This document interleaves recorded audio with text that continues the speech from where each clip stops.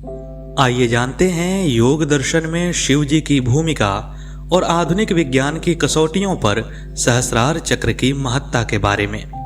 तो प्राचीन यहूदियों के बीच में मरकबाह रहस्यवाद नाम का एक बड़ा ही प्रसिद्ध रहस्यवाद प्रचलित था। मरकबाह रहस्यवाद में मानव शरीर को दो त्रिकोणों के बीच स्थित सेंटर ऑफ एनर्जी फील्ड के रूप में परिभाषित किया गया था। मरकबाह रहस्यवाद में मानव शरीर को शक्ति का स्रोत माना गया है, एक ऐसा ऊर्जा क्षेत्र जो 7 चक्रों द्वारा उत्पन्न होता है। यह विश्वास प्राचीन मिस्र, मेसोपोटामिया, अमेरिकी मूल निवासियों से लेकर भारत तक फैला था। भारतीय योग दर्शन में मानव शरीर के ये 7 चक्र मूलाधार, स्वाधिष्ठान, मणिपुर, अनाहत, विशुद्ध, आज्ञा और सहस्रार कहलाते हैं।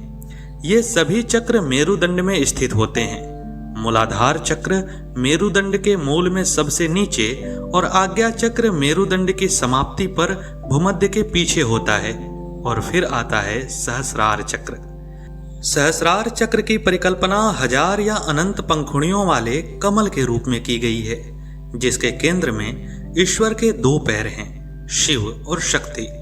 इसे कैलाश, ब्रह्मरंध्र और लक्ष्य किरणों का केंद्र भी कहा जाता है। सहस्रार चक्र एक विशाल, ताकतवर और महत्वपूर्ण शक्ति का सोर्स माना जाता है। सहस्रार चक्र का कोई विशेष रंग या गुण नहीं है। यह विशुद्ध प्रकाश यानी ऊर्जा है जिसमें सभी रंग हैं। सहस्रार चक्र के देवता भगवान शिव हैं। अब आते हैं मेरुदंड पर।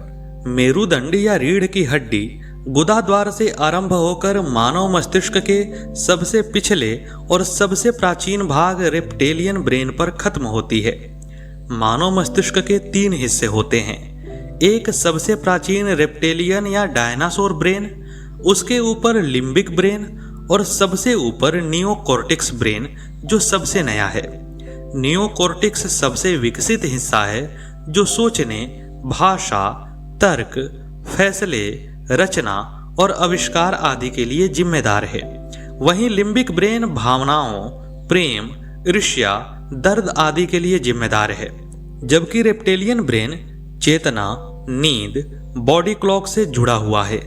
मेरुदंड मस्तिष्क में जाकर इसी रेप्टेलियन ब्रेन और लिम्बिक ब्रेन के बीच में स्थित एक ग्रंथि से मिलती है जिसे कहते हैं पीनियल ग्रंथि। आधुनिक जीव विज्ञान अब ये मानता है कि पीनियल ग्रंथि वास्तव में हमारे शरीर में मौजूद तीसरी आंख है। लेकिन आगे बढ़ने से पहले आप सबसे एक छोटा सा अनुरोध है कि आप हमारे चैनल को सब्सक्राइब अवश्य कीजिए। इसे करने में आपको 3 से 4 सेकंड का समय लगेगा, लेकिन इससे हमारा चैनल जीवंत होगा और सनातन के लिए किया जा रहा हमारा प्रयास विशाल लोगों तक पहुंच सकेगा। तो आपसे हम इतनी तो अपेक्षा कर ही सकते हैं। आइए अब वापस वीडियो पर लौटते हैं। अब चूंकि सहस्रार चक्र के देवता शिव जी हैं, इसीलिए शिव जी को इस पीनियल ग्रंथि से जुड़ा हुआ देवता माना जाता है। पीनियल ग्रंथि से कुछ हार्मोन निकलते हैं जिन्हें योग दर्शन में अमृत कहा जाता है। उनमें से एक मोलेटोनिन है जो सर्केडियम रिदम यानी सोने और जागने की क्रिया को नियंत्रित करता है। पीनियल ग्रंथि मेलाटोनिन का स्राव आवश्यकता अनुसार ही करती है। लेकिन क्या हो अगर पीनियल ग्रंथि से निकलने वाले मेलाटोनिन का स्तर बढ़ जाए? मेलाटोनिन का उच्च स्तर सीधे मस्तिष्क के एक हिस्से हाइपोथैलेमस को हिट करता है, जिससे भूख को नियंत्रित किया जा सकता है। प्राचीन योग दर्शन में इसी पीनियल ग्रंथि के स्राव को बढ़ा करके ऋषि मुनि भूख को नियंत्रित करते थे। और चूंकि पीनियल ग्रंथि के देवता भगवान शिव हैं और इससे भूख का संहार होता है, इसलिए संहारक देवता शिव भूख के संहारक देवता हैं। पीनियल ग्रंथि से निकलने वाला एक अन्य हार्मोन है सेरोटोनिन। लेकिन हमारे शरीर में सेरोटोनिन का सबसे बड़ा स्रोत पीनियल ग्रंथि नहीं है, हमारा पेट है। सेरोटोनिन भोजन के पश्चात हमारे पेट में उत्पन्न होता है, जो हमें तृप्ति या आनंद प्रदान करता है। इसीलिए इसे फील गुड मॉलिक्यूल कहा जाता है। अगर हम पीनियल ग्रंथि में सेरोटोनिन का स्तर बढ़ा सकें तो बिना भोजन किए ही तृप्त हो सकते हैं। सेरोटोनिन का उच्च स्तर एक जगह और तृप्ति दे सकता है, संभोग की तृप्ति। पुरुषों में संभोग के लिए टेस्टोस्टेरोन हार्मोन जिम्मेदार माना जाता है और टेस्टोस्टेरोन ही सेरोटोनिन का स्तर नियंत्रित करता है, जो यौन इच्छा और अनिच्छा के लिए जिम्मेदार है। क्या हो अगर हम पीनियल ग्रंथि के उपयोग से सेरोटोनिन का स्तर नियंत्रित करने में सफल हो जाएं? सेरोटोनिन यौन इच्छा का एक प्रमुख निरोधात्मक हार्मोन होता है, जो उत्तेजक प्रणालियों की यौन संकेतों द्वारा सक्रिय होने की क्षमता को कम करता है। सरल शब्दों में सेरोटोनिन का उच्च स्तर न्यूरॉन सिग्नलिंग को हिट कर यौनांग और यौन व्यवहार को नियंत्रित करता है। पीनियल ग्रंथि के नियंत्रण से हम भी ऐसा कर सकते हैं। ध्यान रहे, भगवान शिव ने लंबे समय तक योग के पश्चात पहली बार अपना तीसरा नेत्र कामदेव के संहार के लिए ही खोला था। कामदेव यौन इच्छाओं के प्रतीक हैं और उनका संहार करने का प्रतीक यह बताता है कि भगवान शिव, जो सहस्रार चक्र के देवता हैं, जो पीनियल ग्रंथि के नियंत्रक हैं, वे काम के संहारक हैं। और प्राचीन ऋषि मुनि इसी तरह सहस्रार चक्र को जागृत करके भूख और यौन इच्छाओं पर नियंत्रण प्राप्त कर लेते थे। पीनियल ग्रंथि से एक अन्य हार्मोन भी निकलता है, जिसे डीएमटी या डाइमिथाइल ट्रिप्टामाइन कहते हैं। इसे गॉड मॉलिक्यूल भी कहा जाता है। डीएमटी प्रकृति में मिलने वाला एक प्रतिबंधित मॉलिक्यूल है, जो मतिभ्रम के लिए जिम्मेदार है। डीएमटी का इस्तेमाल मनुष्य को किसी दूसरे आयाम में ले जाता है। डीएमटी का इस्तेमाल करने वाले ज्यादातर लोग चेतना के उस स्तर को जागृत कर लेते हैं जहां वो शक्तिशाली प्रकाश पुंज के बीच देवों, फरिश्तों, परियों और ईश्वर तक को देख पाते हैं। दुर्भाग्य या सौभाग्य से हमारा शरीर इतना डीएमटी पैदा नहीं करता कि हम चेतना के उस स्तर को जागरूक कर पाएं जिसे साइकेडेलिक अवस्था कहा जाता है। मानव शरीर में डीएमटी सबसे पहले पीनियल ग्रंथि से तब स्रावित होता है जब मनुष्य गर्भ के 5वें हफ्ते में होता है।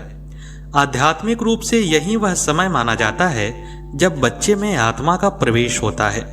इसके बाद सबसे ज्यादा डीएमटी पीनियल ग्रंथि तब स्रावित करती है जब मनुष्य मृत्यु के निकट हो। यह वह समय होता है जब आत्मा शरीर से बाहर जा रही होती है।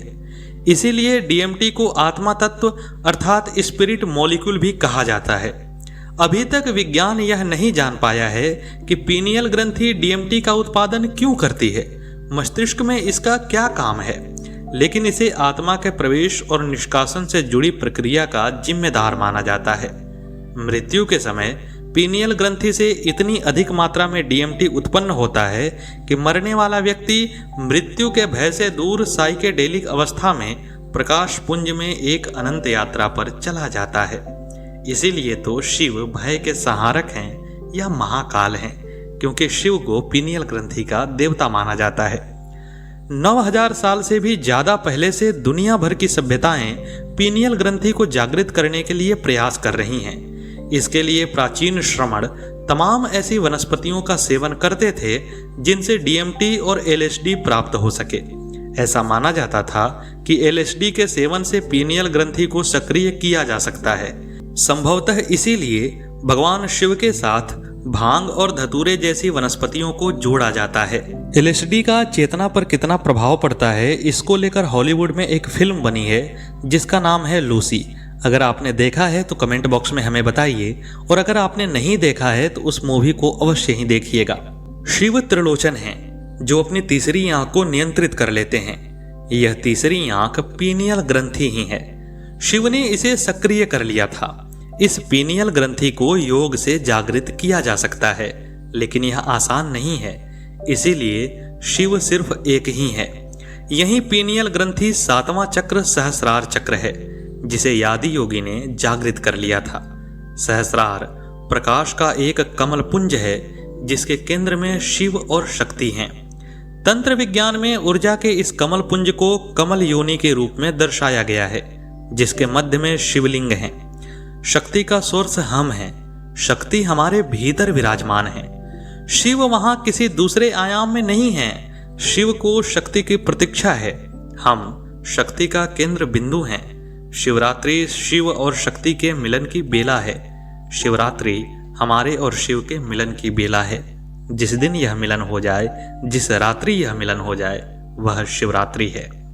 तो दोस्तों, कैसी लगी यह प्रस्तुति कमेंट बॉक्स में अवश्य बताइएगा। मिलते हैं अगले वीडियो में अगली प्रस्तुति के साथ। तब तक के लिए नमस्कार।